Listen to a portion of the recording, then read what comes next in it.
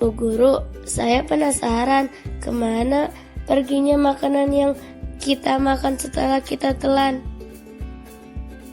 Wah, pertanyaan bagus Rara. Yuk kita bahas tentang proses pencernaan manusia. Perjalanan dimulai dari mulut. Mulut berfungsi sebagai tempat memasukkan makanan ke dalam tubuh.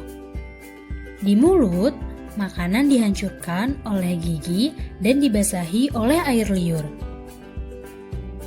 Setelah selesai, makanan melewati tenggorokan menuju kerongkongan.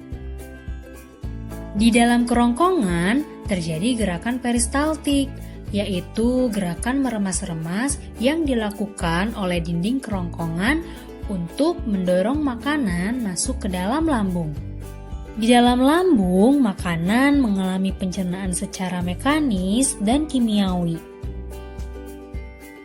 Pencernaan mekanis dilakukan oleh dinding otot lambung yang meremas dan mengaduk makanan. Pencernaan kimiawi dilakukan oleh getah lambung yang dihasilkan oleh kelenjar getah lambung. Getah lambung mengandung 3 enzim yaitu pepsin, renin, dan asam klorida. Enzim pepsin memecah protein menjadi pepton. Enzim renin mengendapkan protein susu menjadi kasein. Dan asam klorida atau HCl mengasamkan makanan dan membunuh kuman pada makanan. Di dalam lambung, makanan diolah dengan enzim dan asam lambung sehingga menjadi cairan yang lebih mudah diserap tubuh. Bu Guru, setelah makanan mengalami proses pencernaan di dalam lambung, itu sudah selesai ya? Belum Rara, setelah makanan mengalami proses pencernaan di dalam lambung, selanjutnya makanan menuju usus halus. Di dalam usus halus, nutrisi seperti protein, karbohidrat, dan vitamin akan diserap tubuh. Kemudian sisa makanan yang tidak berguna akan diteruskan ke usus besar. Usus besar akan menyerap air dari sisa makanan dan mengubahnya menjadi feses atau kotoran, yang kemudian dikeluarkan melalui anus. Anus merupakan lubang tempat keluarnya feses dari dalam tubuh. Wah, perjalanan makanan ternyata panjang juga ya, Bu. Betul Rara, kalau kita tidak menjaga pola makan, sistem pencernaan kita bisa terganggu loh. Bu Guru, kenapa ya perut Rara suka sakit dan mual kalau telat makan? Apa itu mah, Bu? Kenapa bisa terjadi, Bu? Betul Rara, itu mah. Mah merupakan salah satu penyakit sistem pencernaan. Mah terjadi karena lambung memproduksi asam terlalu banyak, biasanya akibat pola makan tidak teratur. Penyakit pencernaan lainnya yaitu diare, disebabkan oleh makanan yang tidak bersih atau tercemar bakteri.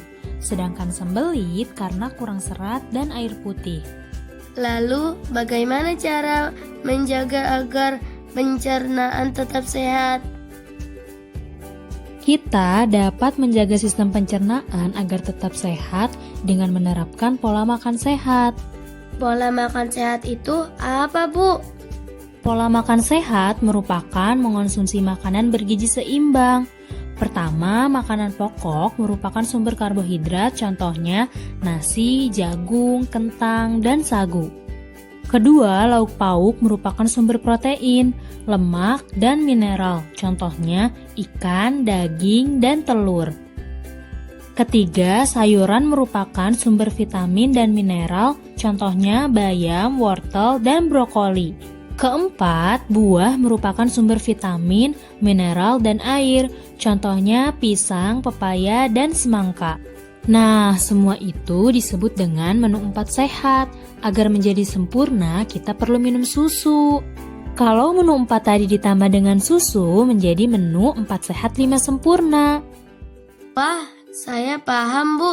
Kalau mau sehat, kita harus menjaga makanan yang kita makan ya.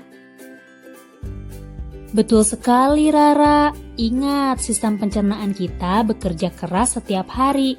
Jadi harus dijaga dengan pola makan sehat. Sebelum kita lanjut berdiskusi, bisakah kamu sebutkan organ-organ utama dalam sistem pencernaan manusia? Ya, Bu. Mulut, tenggorokan, kerongkongan, lambung, usus halus, usus besar, dan anus. Luar biasa, Rara. Kamu sudah paham dengan baik ya. Mari kita diskusikan kembali terkait sistem pencernaan manusia. Baik, Bu. Terima kasih atas penjelasannya. Belajar tentang sistem pencernaan.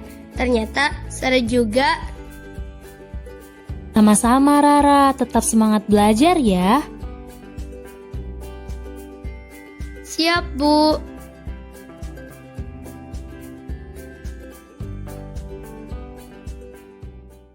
Created using Powtoon.